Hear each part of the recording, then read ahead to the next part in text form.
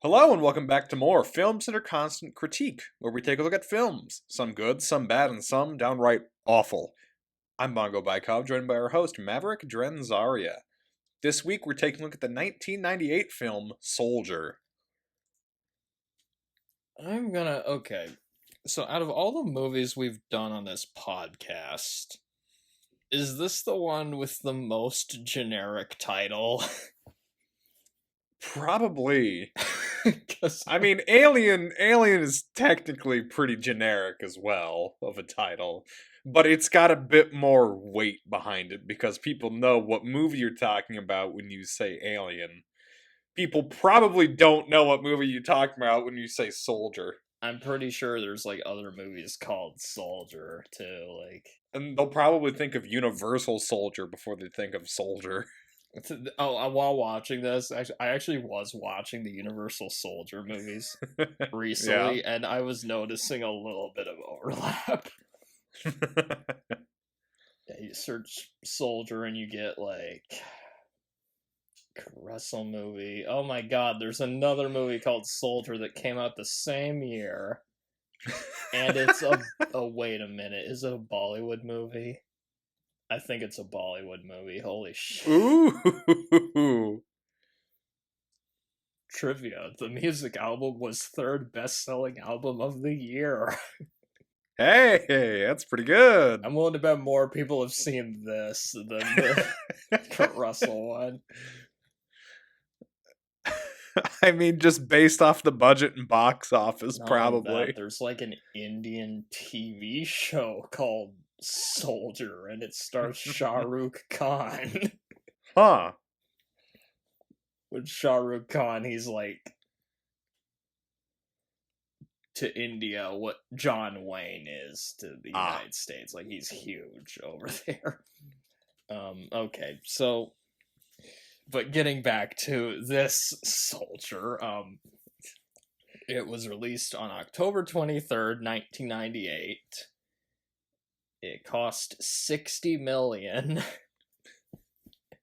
and only made $14.6 million. That's pretty painful.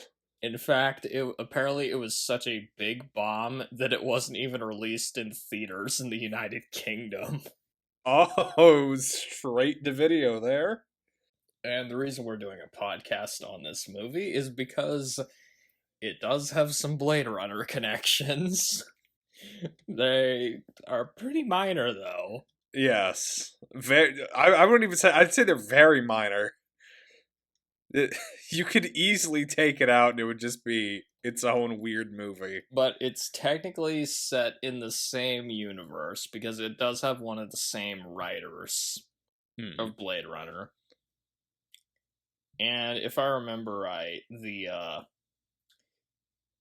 super soldiers, they're supposed to be replicants, basically. Okay. And then I know that one of the junk piles on the planet that the movie takes place on, there's a spinner. Which I read about. I didn't actually notice that, though, when watching it. I couldn't find it either, but apparently it's there. I did notice the Tannhauser Gate reference, though. Which is a reference to the part of the Tears in Rain monologue. Maddie mentions Tannhauser Gate. The Shoulder of Orion also is referenced. But yeah, they're very minor, Blade Runner connections. But hey, we get to do a Kurt Russell sci-fi film that isn't Stargate. So honestly, Stargate, we'd have more stuff to talk about. Yes. I don't know if I want to watch it again, though. That's the thing. I wouldn't mind watching the first half of Stargate again. The first half. Once they actually get to Egypt planet, then we can stop watching it. But it is amazing how quickly that movie goes downhill once they actually go through the Stargate. Yeah. I haven't really watched it. I've heard the show is better, but anyway. Yeah. But getting back to Soldier. Soldier was directed by Paul W.S. Anderson. A returning director. who we haven't had for a long time. Yeah, because he did the first Alien versus Sex Predator movie. And some of his other credits include some classics like Mortal Kombat, the Resident Evil series, Event Horizon, Monster Hunter, Death Race, and this. So the cast, we have Kurt Russell, returning cast member, always nice to see. Nice to see Snake Plissken back, and his character does bear a few similarities to Snake Plissken. Basically, that he's a soldier that doesn't talk that much. Well, I'm pretty sure he talks even less in this. I think so, yeah. And he's been in a lot of stuff. Do we have to talk about who Kurt Russell is? Jason Scott Lee, which he played Bruce Lee in Dragon, the Bruce Lee story. Oh. And he was also in Rudyard Kipling's The Jungle Book. Huh. Which, the funny thing about Disney is they've done 2 live-action Jungle Book remakes. Oh, I forgot about that. They did the one recently, right? Yeah, there's the 2016 one. This is the one he was in, though. This is the one from the 90s, which had the same director of The Mummy. Oh. It's more of like a action-adventure movie, but I'd honestly rather talk that movie because, I mean, you look at the cast of it, you got Carrie Elways is in it, Sam Neill, Cersei Lannister is it, but anyway, let's get off topic. He's also in Lilo and Stitch. Oh! Jason Isaacs. Yep, as the main villain of the movie. He plays villains in, like, everything, it seems. Like, every other thing I was looking at, because he played Lucius Malfoy. Oh, that's right. Captain Hook in the live-action Peter Pan movie. He was in the Mel Gibson movie The Patriot, and guess what? He's the bad guy in that. He's in The Death of Stalin. Oh, who does he play? Oh, shit. Hold on. I'm looking. I forget what year it came out. Oh, Zhukov. Okay. Oh, no. Did you see what I thought? I just saw the movie. No. Okay, now I don't have to mention it. He was in... And he's the villain in that, too, isn't he? Yes. He's like the... I told you, he's like the villain in everything that he's in, basically. My day has just gotten significantly worse having to see the title of that movie. What, The Birth of Sadness? That's the euphemism for that movie's name, so we don't have to say it on the podcast. And we also need to mention the most important character in this movie, Captain Church, played by Gary Busey. Oh yes, Gary Busey's in this, which I always felt like Gary Busey was more famous for being Gary Busey than actually playing anyone. Yes. But he does have quite an extensive filmography. He's in Lethal Weapon. He's one of the bad guys. He's in Lost Highway. He's in Predator 2. Dr. Dolittle 3. Wow, I can't believe we mentioned that on the podcast. I've never seen Dr. Dolittle 3. I've only seen the first 2. I haven't seen any of them. I've only seen the first 2. I was in Fear and Loathing in Las Vegas. Yeah. Very memorable cameo right there from him. As a very lonely highway patrolman out in the desert. He's in Under Siege as one of the villains. Speaking of Universal Soldier, he was in Universal Soldier 2. Yes, one of the Canadian TV movies, and one of the worst movies of that series too. I think Burt Reynolds is in a couple of them too, if I remember right. He plays himself in the 2016 Hitman video game. He's in Ginger Dead Man and The Last Sharknado. It's About Time. You can assassinate Gary Busey in Hitman. Oh, really? Yeah. He plays himself in the game, and you could just assassinate Gary Busey. What? Oh my god. Corbin Blue, which he was in the High School Musical movies. Ooh. Imagine that being your what you're remembered for in your obituary. Sarah Paxton, who was in Barbarian. Oh. I think she's one of the voices over the phone, if I remember right. Okay. Oh, we have another returning cast member. We have Jesse D. Goins, and he played Joe Cox in RoboCop. Oh. Huh. The guy with the silly laugh that, like, distracts Lewis by peeing. Funny that his last name in that movie is Cox. Michael Chiklis, which he played the Thing in the Fantastic Four movies. Which one?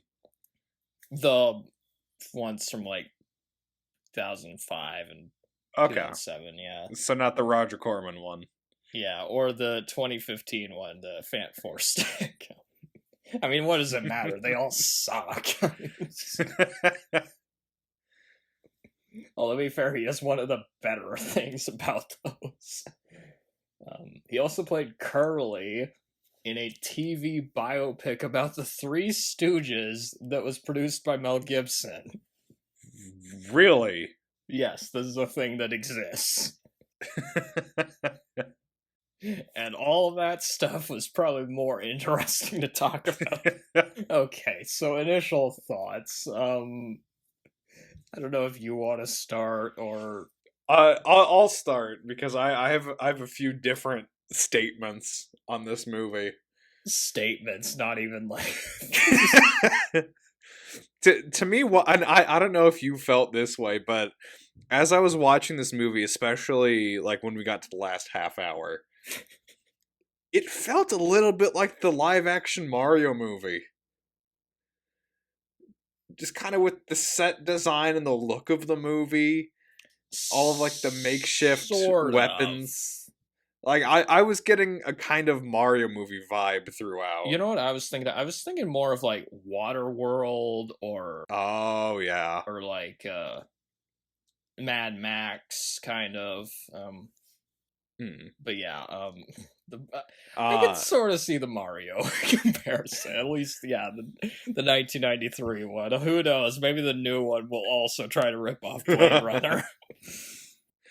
And then speaking of the last half hour of the movie, that's really the only part of this worth watching is like the opening scene, and then the last half hour. You can cut out that first hour of the movie, and nothing of value is lost. Yeah, I kind of agree with you on that. Yeah. That being said, it's not the worst thing I've ever seen. True. Yes. I don't think this even comes close to reaching my bottom 10 of what we've covered on the podcast. But I don't think it quite made it down there either. It was low though.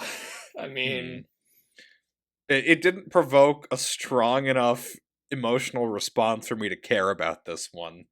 So there's that at least. Okay, so now, and you hadn't seen this before, right? No. I think I had seen this movie before, but the problem is I literally could not remember much of it, and I see why. After watching it again, I think I realized why. It is a very, very forgettable movie. And while watching it, I was just thinking, this feels less like Blade Runner and more like a Universal Soldier movie. Yeah. This feels like it was made for TV. Parts of it kind of like it's a higher end made for TV movie. They spent a lot of money on the set design, but yeah, just I would like to retract my statement about it feeling like the Mario movie. okay. What does it? It feels more like the Max Headroom movie. Yes, which was directed by the directors of the Mario movie. Yes. So it really does actually. Yes, it does. You're right. And like that movie, it wasn't weird enough. It was just I found it overall. I just found this movie just extremely mediocre. Like, yeah, I didn't really get a whole lot of it. The acting I thought was fine, and it looks nice. Like, there's some good shots here and there. The setting looks good, but the story was just so generic. I didn't give a shit about any of the characters. It was just a middling experience. But yeah. Again, it's far from the worst thing we've done on the podcast. Yeah. If we were ranking the most generic things we've done on the podcast, though, this would be pretty high. So, this movie takes place in the year 2036. So, basically, that would put this 17 years after the first Blade Runner movie. Okay. And 13 years before the second one takes place. Although the beginning of the movie takes place in 1996. That's right, because it's showing a bunch of soldiers essentially being born. Yeah, and that's the year and before. Trained. 1996 was the year before Escape from New York, to put things into perspective. Hang on, it takes place in 2036, right? Yeah. That means this could be happening at the same time as one of the short films. True, yeah, the Nexus Dawn one. Yeah. The one with Jared Leto. Yeah. And yeah, so the opening, it basically shows babies being taken away and then growing up and being turned into soldiers. So it's Universal Soldier. Basically. Have you seen any of the Universal Soldier movies? I've seen like half of the first one. That's probably all you need, honestly. Like, I mean, because the first one, it's okay. I mean, it's nothing to write home about. Although the opening was making me go, okay, my only expectations became, can this be better than the Universal Soldier sequels? And Ender's Game. And to be fair, it was better than Ender's Game. You have seen Ender's Game, okay. Yes. It's not a good movie. No. Then again, I wasn't a fan of the book either, but just anyway. But yeah, the basic plot of this is that Todd, Kurt Russell's character, is one of the soldiers. But then some new super soldiers are created after he gets his ass kicked during a training exercise. He gets dumped on this other planet where there's this colony. And yeah, the super soldiers were supposed to be replicants, so there's kind of a Blade Runner connection. Yeah. I was hoping Kurt Russell would be a replicant in this, but unfortunately we did not get that. No. Instead, he's just standing there, not saying a word for over half the film. You know what? Come to think of it, you know what he is? He's like if you took Captain America and then made him Snake Plissken. That's kind of what his character is. Honestly, what they could have done if they wanted to save some money on this movie is just get a cardboard cutout of Kurt Russell and just set him in most of the scenes. He really doesn't do much for like the first half of this. No. He gets his ass kicked, gets dumped on the planet, stands around for an hour, and then kills a bunch of people, and then the movie's over. Yes, that basically is the whole movie. You just described the whole movie. So, good things. I mean, to be fair, Kurt Russell, he's not given much to do, but he's good at it, at least.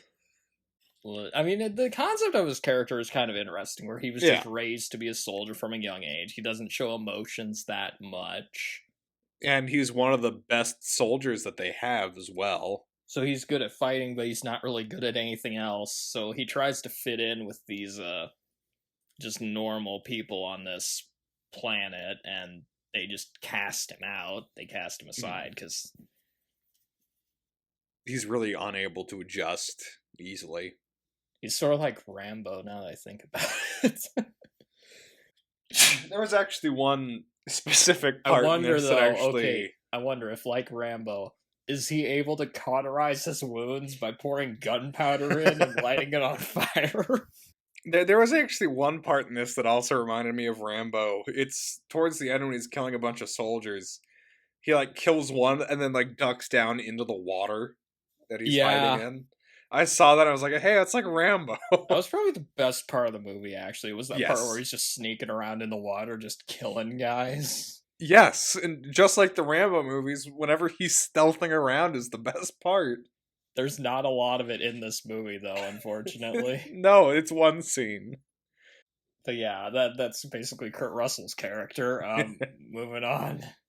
The action towards the end is pretty fun, like during that last half hour.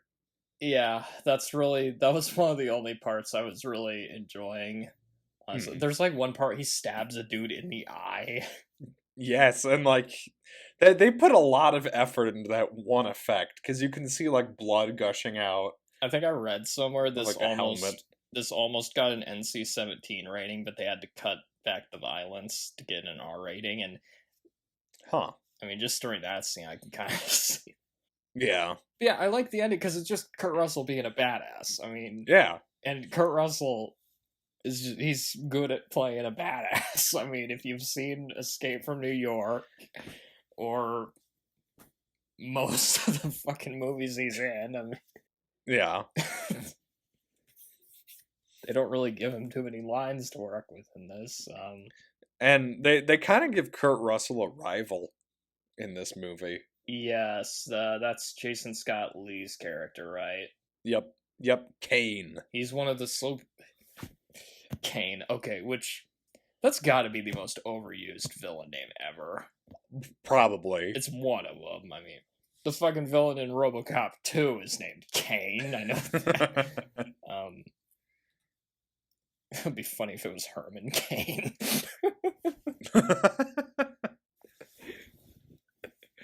Then I have to stop Kurt Russell with his 999 plan. The 9 kicks, 9 punches, and 9 stabs. There we go. Okay, so, but yeah, Kane is played by Jason Scott Lee, and it's kind of weird seeing him bald in this because most of the other movies I've seen him in, he has really long hair.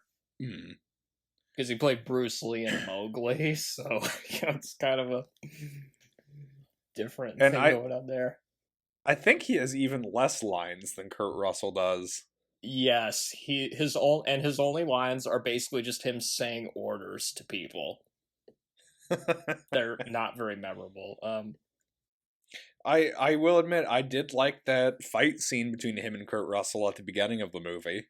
And at the end of the movie. Yes. The fight scenes between him, honestly, especially the fight at the end, it reminded me of the fight scene at the end of Universal Soldier.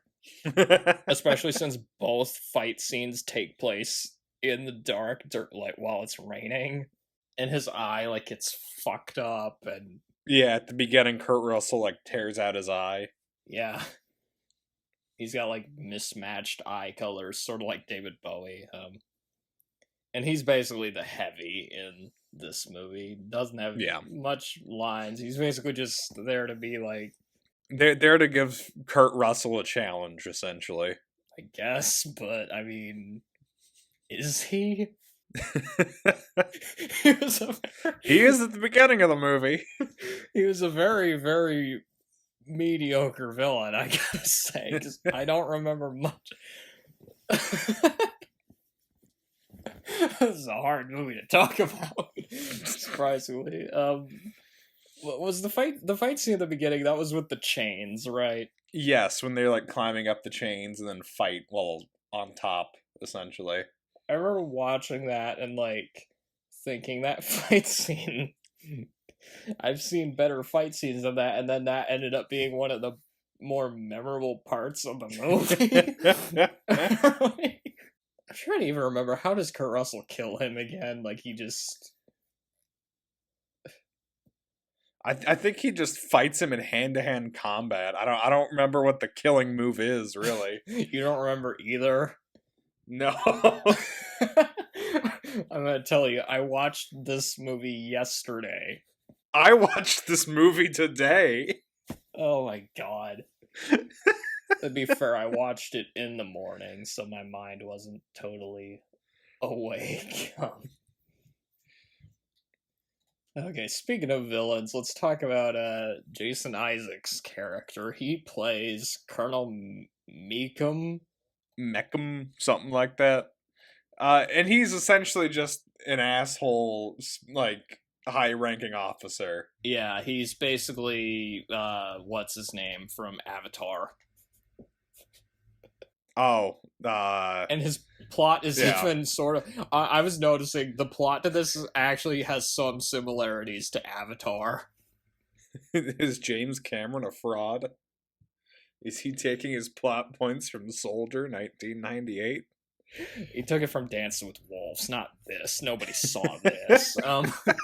But like, no, I'm not kidding. His character, like, the plot of this has some similarities to Avatar because he basically he's part of the military, then he ends up on this other planet and has to like live with and fight with those people there, and then the military that he used to be a part of goes in to wipe them all out. So yeah, it's Avatar. I mean, it's fucking Avatar.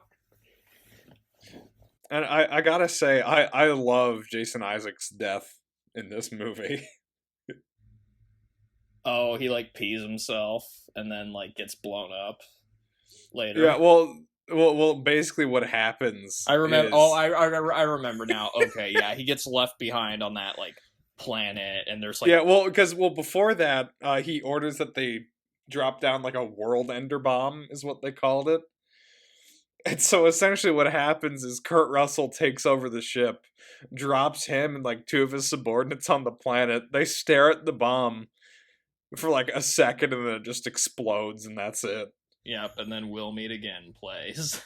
Yeah, I remember that part. And like also like right before that, he like when he encounters Kurt Russell, he pees himself because he's so scared. But like right from the beginning, I just knew this dude was gonna be the bad guy, even though they don't like say it. Like he just looks like a bad guy. He has the mustache of a bad guy. And actually, you mentioned some music earlier. Did you catch the 2 seconds of Immigrant song that played? Wait, what part of the movie was that? So it was one of the scenes where Kane is in like that pod, like giving out orders or like listening to people's orders or something. If you listen close, Immigrant song plays for like a second and a half. And then it's gone. I can't believe I missed that. I rewound it like twice. I was like, did I hear that right? And they just play Immigrant song. How the fuck did I not notice Led Zeppelin? It was very quiet and very fast, to be fair. Yeah, true. I'll have to... I don't know. Do I want to go back through this movie and look for it? Okay, but like he has this... Jason Isaacs has like this mustache. It's just, he sort of looks like Charles de Gaulle or something, or like I was about to say he looks like he works for the Empire in Star Wars. Yeah, kind of. Yeah. He's like, it's like a fucking Ozzel. That's what Ozzel's mustache looks like now that I think about it. Yeah. There were a few like movies of Alec Guinness where he played like a military, like Bridge on the River Kwai. I think his mustache might have sort of looked like that, or Tunes of Glory. I'm pretty sure that's what his mustache looked like in that movie. Or something like that, but anyway, we're getting off topic. We might as well. There's not much to talk about. It's a very outdated mustache style, and again, like I expected, he's the bad guy. Yeah. Very generic bad guy. His motivations don't really make much sense. Because basically he's like, I want to try out my new super soldier, so I'm going to kill some of our other soldiers. And then I'm going to have him kill these random people living on a trash planet. Shit, it didn't work. I'm going to nuke the trash planet. He has even less motivation than fucking, what's his name from Avatar. That's what I'm going to call him. Just what's his name from Avatar. I don't remember. Gary Busey. Yeah, Gary Busey. He's basically... Gary Busey. He just plays himself in every movie. I guess. He's one of the superiors. He's like basically just... He's not on board with what Jason Isaacs is doing, but he's also kind of a doormat because he just lets him do it. Yeah, he doesn't do anything to stop it. He just says, you shouldn't be doing that. And then they move on. And then for whatever reason, Jason Isaacs just shoots him at the end of the movie. Yeah. He's basically, because Jason Isaacs, he's the one that's, not that you're going to remember this, but he's the one that has these new super soldiers, and he thinks, like, the older type of soldiers, like human soldiers, they're going to become obsolete, you know? Yeah. And of course, I mean, Gary Busey doesn't want them attacking civilians, I mean... Yeah, but he doesn't do anything to stop it either. He's like, we shouldn't fire upon civilians, and then leaves it at that. Honestly, you know what? This probably would have been a little bit more entertaining if they had switched it so Gary Busey was playing Colonel Meekum and Jason Isaacs was playing the other guy. Oh, I thought you were going to say if they swapped Gary Busey and Kurt Russell. Okay, that would have been interesting too.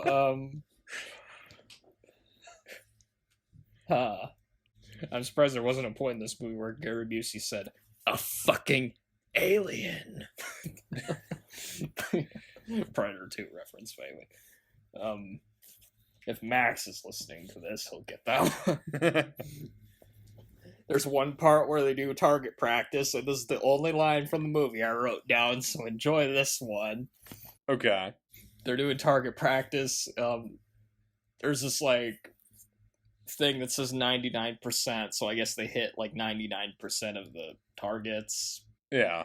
And then one guy says, 99%? That's very good.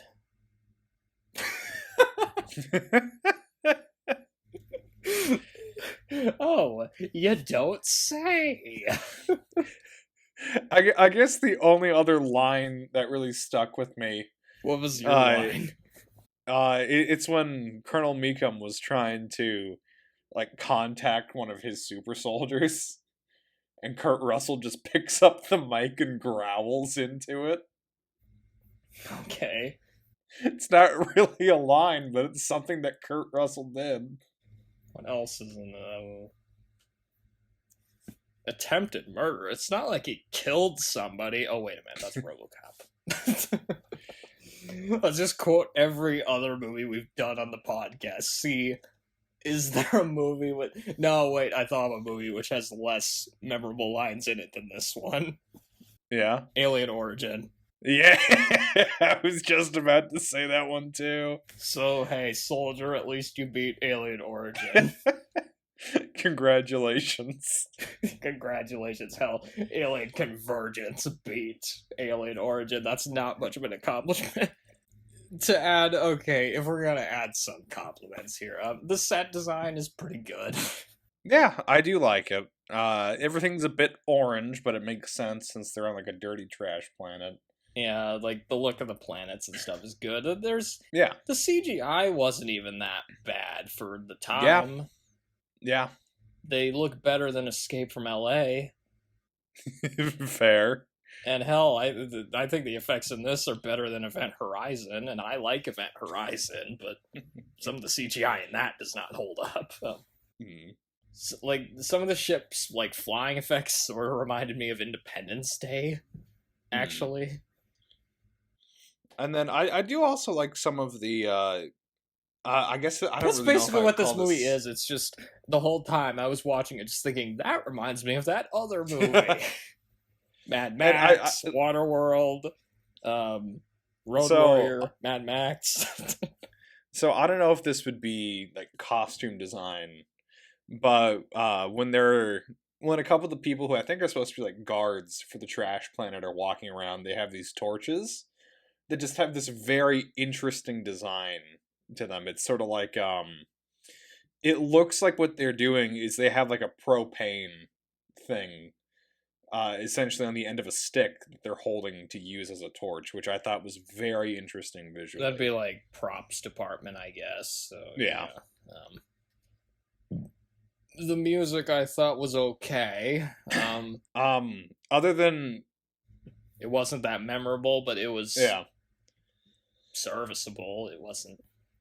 It was apparently I looked this up. It was the same composer of Holes.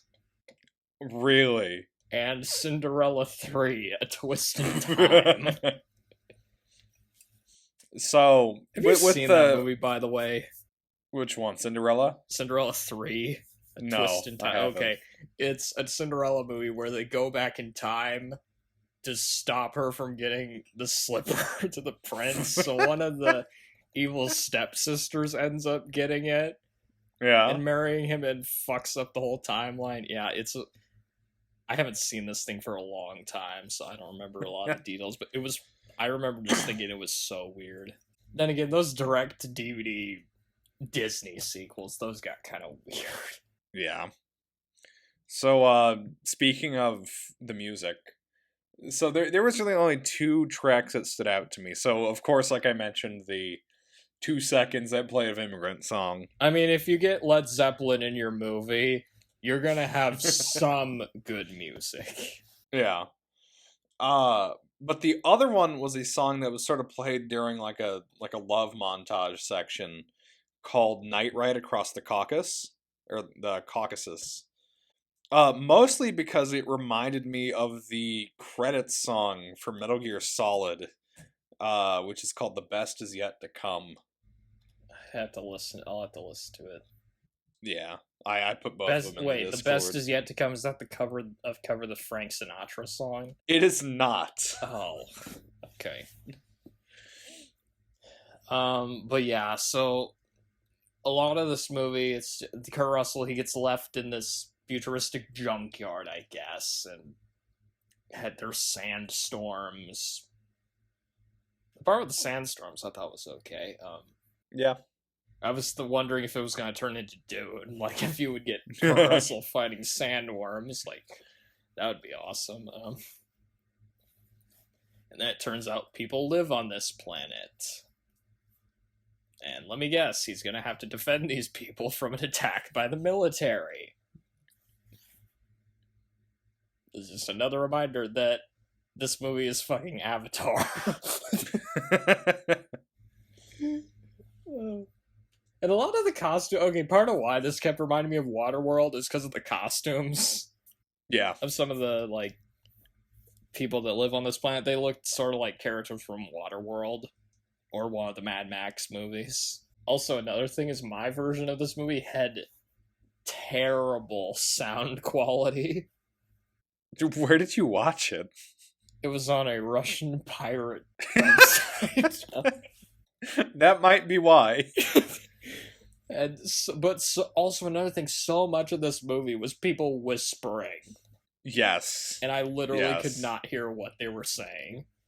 So that might be another reason why I didn't hear Led Zeppelin. That actually probably is why, yeah. Because trust me, I recognize Led Zeppelin when I hear it. Like the little clip that Weird Al used of Led Zeppelin in Trapped in the Drive-Thru.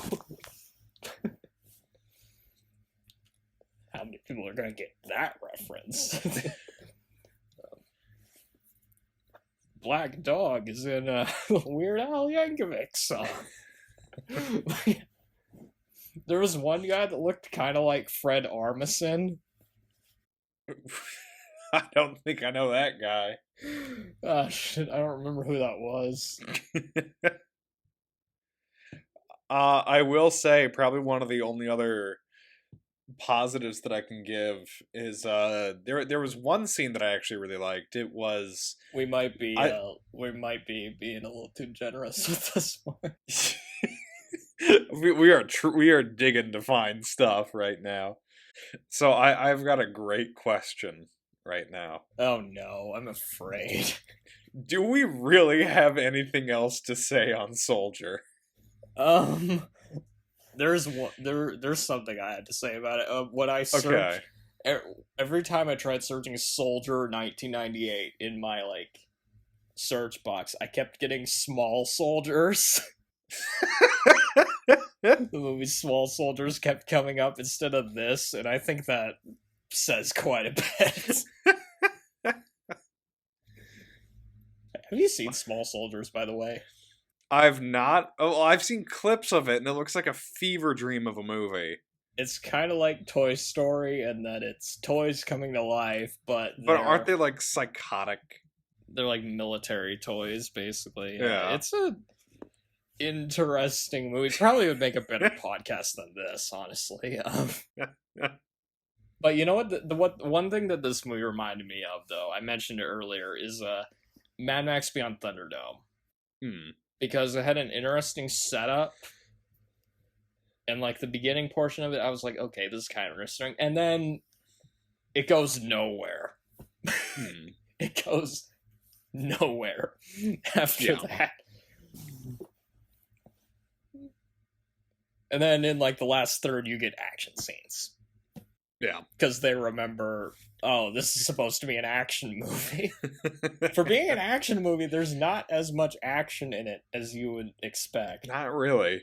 There's a lot of snakes, though. There were quite a few snakes, but no Rambo to stop these snakes. And speaking of Rambo, kind of. And there was one point where he was using a punching bag. Oh yeah, which that was funny to me because I've been rewatching the Rocky movies recently. I was just watching the 6th one earlier today, actually. Hell, maybe Ivan Drago was also a genetically engineered soldier. He was in Universal Soldiers and Masters of the Universe. Oh, there we go. There we go. We've got our mention. Oh my god. But yeah, there were concepts here that I thought had potential, him trying to live in this community and they decide he doesn't fit in with their society. He's not very good at gardening, apparently. Because he's not Chance the Gardener. So they exile him, which... Okay, I can see how this concept could have worked, with a soldier who's struggling to relate to other people. Hell, it did work. It's called First Blood. Just watch First Blood.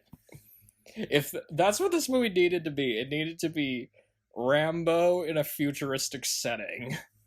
Yeah. Which is kind of Universal Soldier now that I think about it. It needed to be better than that, too, which... Yeah. It's better than the sequels to Universal Soldier, I will say that. But yeah, it was just boring, and I was just realizing while watching this is going to be hard to talk about, and yeah. It was. Avatar, again, this movie is very much like Avatar, because military goes in, attacks the colony, although at that point, we finally get some action. Yeah. There's a lot of explosions. The explosions look good. Yeah. I will say that. The special effects in this are Pretty good pyrotechnics. One guy gets his leg blown off, which I thought the effect looked pretty good. Yeah. There's flamethrowers. There's the part where he's in the water and he's being like Rambo. Oh, wait a minute. No, there was another line I wrote down. Okay, I wrote down 2 lines. The other one was from Gary Busey. There's this part where he says to the colonel, maybe you should have made them smart instead of fast. That is a pretty good one. I don't even know if that was a good line, actually, but it was one of the only ones I wrote down. Another thing, I gave up writing notes during the last third of the movie. Which is when everything happened. Yeah, because basically it just turned into a huge action scene. Yeah. And and by that point I was also just, I'm done. I don't know what to say about this movie.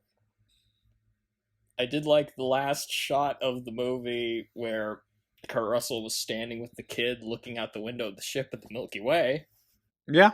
Kind of like the ending of Empire Strikes Back, for fuck's sake. It looks like that. Oh my god. Does it get a new hand or something? Yeah, I made the being there reference.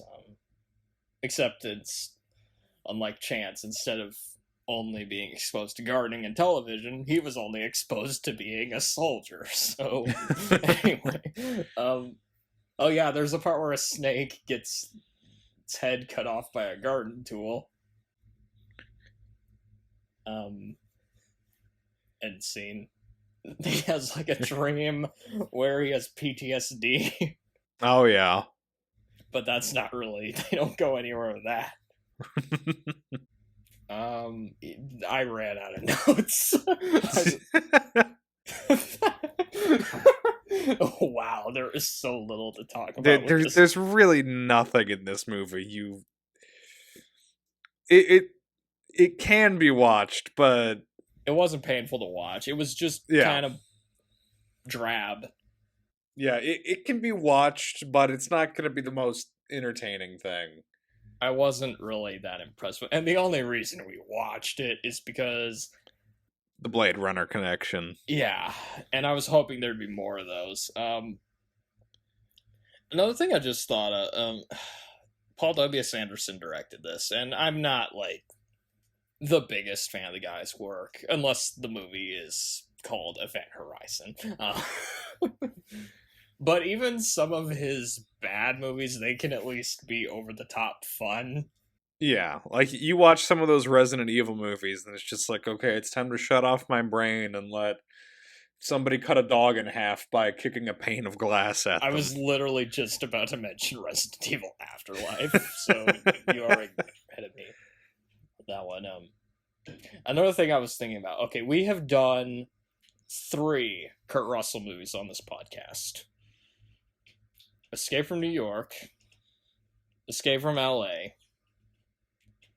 and now Soldier.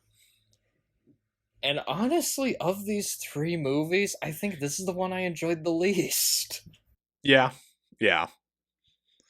Because even though Escape from L.A. was pretty bad throughout, and very stupid, but I will... Yes. Escape from L.A. is a very stupid movie, but I will give it this. It does have personality. Yes, and it has an incredibly strong ending. And Snake Plissken, he's... Yeah. I like Snake Plissken in it. Steve Buscemi's in it, and he's fun.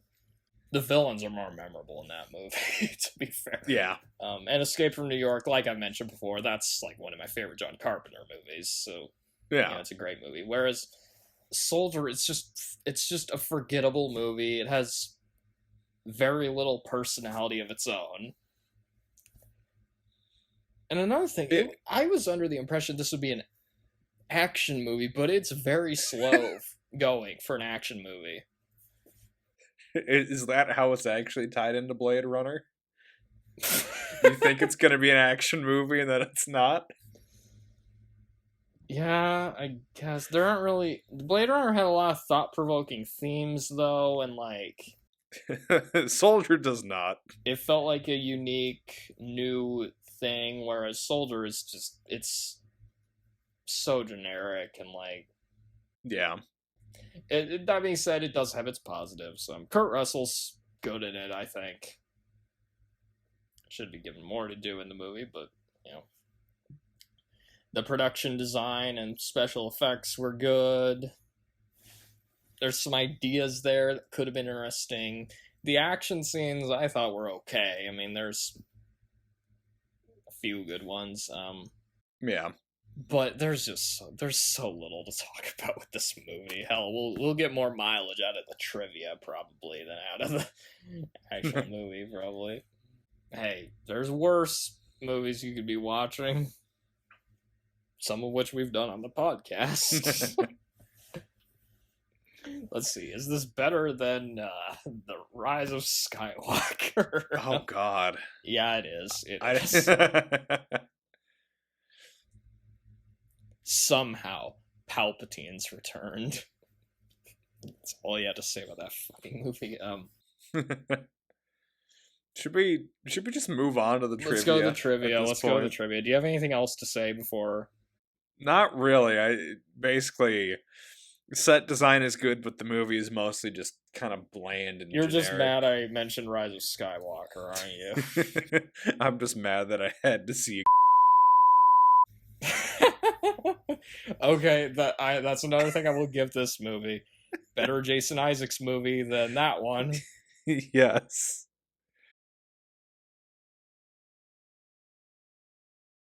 Okay, trivia. I could not find Siskel and Ebert's review. I wonder if they even watched this. I don't think they did. I literally could not find it. However, one person that did review it. Is it Leonard Maltin? Yeah, what do you want to guess? He gave it a bomb. That's my guess. He gave it a bomb. A bomb? You think he gave it a bomb? Yeah.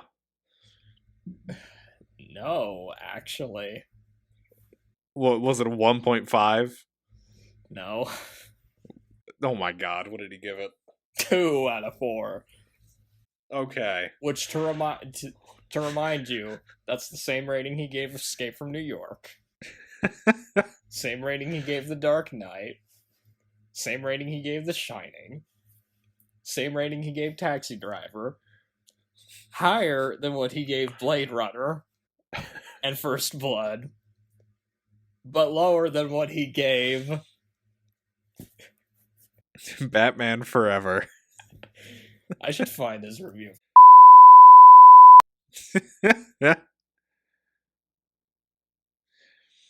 I'm wondering if part of his problem is the fact that he's working on a 1 to 4 scale. That's not a whole lot of room to divide your movies. I can't find his review of that. Although, to be fair, I doubt too many people saw that thing. I'd never even heard of it until you mentioned it. Because you saw it on a plane. The movie's so bad you wanted to walk out on a movie in a fucking plane. Yeah, how the fuck? Okay, think about this though. He gave this a higher rating than Blade Runner. Yeah, now that doesn't feel right. That's ridiculous. He thought Man of Steel was better than this movie a little bit. Okay, so his review. Do I even need to read it? But okay, I'll read it. His review said, Russell is good.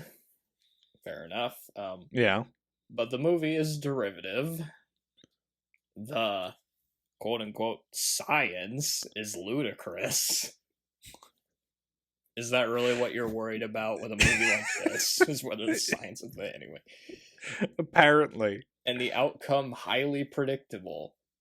Please come back, Shane. What the hell does this movie have to do with Shane? Anyway, my name's not Shane, kid. My name's not Shane, kid. Okay. So, another reason to be mad at Leonard Maltin, he gave this a higher rating than Blade Runner. Speaking of Blade Runner, the script was 15 years old at the time of writing, and it was originally conceived as an idea for the opening of Blade Runner. Huh. Where replicants are left for dead on an off-world colony. Huh. And like I mentioned, it shares one of the writers of Blade Runner, David Webb Peoples. Yeah. Oh, that's interesting.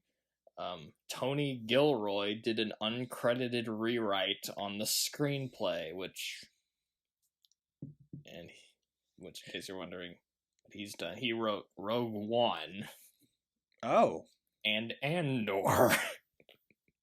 Oh. Huh. He was pretty good on Andor. Is that why this movie was kind of boring? Is because he did Rogue One as well? Maybe he did the first 2 episodes of Andor. If you look closely at Todd's awards on his service record, a lot of them are named after characters from other Kurt Russell movies. Okay. Such as Snake Plissken and MacReady, which he was Kurt Russell's character from John Carpenter's The Thing. Yeah. Kurt Russell only has 104 words in the movie. Somehow that still seems rather high compared to what he said. Yeah, I don't even remember any of his lines. Does he... Fear and discipline? I don't know. They're very short lines, I guess. Yeah. There's not a lot on the IMDb quotes page. That's the thing. It's like only 13 things. And there's another stat that goes with that 104 words that is really impressive. He's on screen for about 85% of the movie. Yeah. And he only has around 100 words. Okay, then this movie is like, what, 98 minutes? So if he's in 104... Wait. I'm going to do a little bit of math here. 85% of the movie, that's like 83 minutes. So divide 104 by 1.25 words per scene. That's pretty good. Which, yeah, that sounds about right. He only says like a word every now and then. Yeah. But it did make me wonder, though. Does he have more or less lines than Snake Plissken does? It has to be less. Because Snake Plissken doesn't talk all that much either. He doesn't talk much, but he talks more than he does in this movie. Call me Snake. The name's Plissken. So he doesn't have a whole lot of lines. Because most of that movie is just him walking around. Yeah. Not saying anything. And whenever he does say anything, it's usually just like, fuck you. Basically. Okay. Snake Plissken is not in the movie, but there are snakes in the movie, so close enough, right? I mean, yes, technically you have Snake Plissken's actor in the movie, but anyway. The 11-year-old Todd was played by Kurt Russell's son, Wyatt. Huh. This was not the first time Jason Isaacs worked with Paul W.S. Anderson, as he was also in the movie Shopping. He's in Event Horizon. And he's in the first Resident Evil movie. Yeah. He also did the voice of Ra's al Ghul in Batman Under the Red Hood. Huh. Which, have you seen that, by the way? No, I haven't.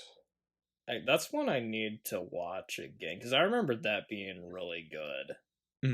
Hell, maybe we should just do that on the podcast at some point. I feel like at some point we're probably just going to have every Batman movie on the podcast. Hey, you know what that means. Mask of the Phantasm. And Batman v Superman. Fuck, I kind of had a feeling you were going to mention that one after I said that. That's not Batman, though. That's Murder Man. Don't you know the actual title of that movie is Murder Man versus Captain Hypocrite? But Batman Under the Red Hood, I remembered that being really good. Oh, that rhymed. Matt will probably end up doing Mask the Phantasm at some point. I haven't done too many animated movies on the podcast, so. Kurt Russell later starred in 3,000 Miles to Graceland, which co-starred Courtney Cox, and she was in Masters of the Universe. There we go.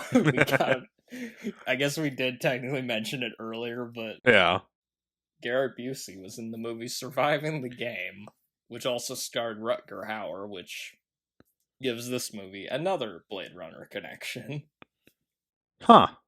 And Surviving the Game, I haven't seen it, but it's like another, like, oh, it's a most dangerous game scenario. You know, type of shit. You can probably guessed that from the title. Yeah. Oh, this is interesting. Apparently, Clint Eastwood was attached to direct at one point because he loved the original script. Oh, that must have been a very different movie. I wonder if he also would have played the main character in that version. It's Clint Eastwood, he doesn't do too many sci-fi films. At least not that I can think of. That just made me think, like, what if they did another sequel to Every Which Way But Loose, but had it set in, like, the future or something? He has, like, a robot orangutan that goes around with it. Oh, my God. Keanu Reeves was originally supposed to play Todd. Oh, was that back during when Clint Eastwood was signed on? Or I guess not signed on, but Clint Eastwood directing and it stars Keanu Reeves. That would have been a strange movie. Yeah. Probably would have been better than this, at least. This is like a year before The Matrix, if I remember right. Huh. So, like, a few years after Johnny Mnemonic, so... I'm basically just imagining this movie, but, like, it's just Neo, I guess, instead of... yeah. Whoa. Whoa. Sylvester Stallone was also considered. Yeah, that makes sense. But he was unavailable, because I guess he was too busy working on Ants. Was that the right choice? I don't know, actually. Is Ants a better movie than Soldier? A question to ponder. Let's see. Ants or Soldier? In the comments, which is better, Ants or Soldier? I'm not rewatching Ants to answer that one, so somebody else will have to help me out on that one. Due to an allergic reaction to the face makeup used for tons. I'm still laughing at Ants, I'm sorry. It's also the fact it's Ants, spelled with a Z. God damn. Fucking Ants. Okay. Due to an allergic reaction to the face makeup used for Todd's facial branding, the text can still be clearly read on Kurt Russell's face to this day. Really? In lighting. Huh. I don't know if that's true or not. According to this, he attempted to sue the studio, but this was thrown out of court on the basis that Kurt actually is O positive. Huh. Somebody hold a light up to Kurt Russell's face. See if you can find it. You gotta make out the text. It's like invisible ink, kind of. What does it say on Kurt Russell's face? Was going to be filmed on location, but due to the weather, this became impossible. I was about to ask what location. They go into Mars to film this one? They actually go to Mars. Yes, they went up there with Mark Watney and like while he was farming potatoes and yeah, exactly. The answer to your question is yes. Yes, they did. They filmed on location. A sequel was planned, but that's all it was. It was just planned. I guess it never really went anywhere after the movie failed. Exactly, yeah. Yep. Which also reminds me, Battlefield Earth was going to have at least one sequel. Yeah. Because okay, Battlefield Earth, the book, is like 1,000 pages. Yeah. So they couldn't fit it all into one movie. So they were like, okay, the first movie will just be half of the book, and then we'll do the next one. But because it was Battlefield Earth, they didn't make the next one because it was terrible. Understandable. Oh my god.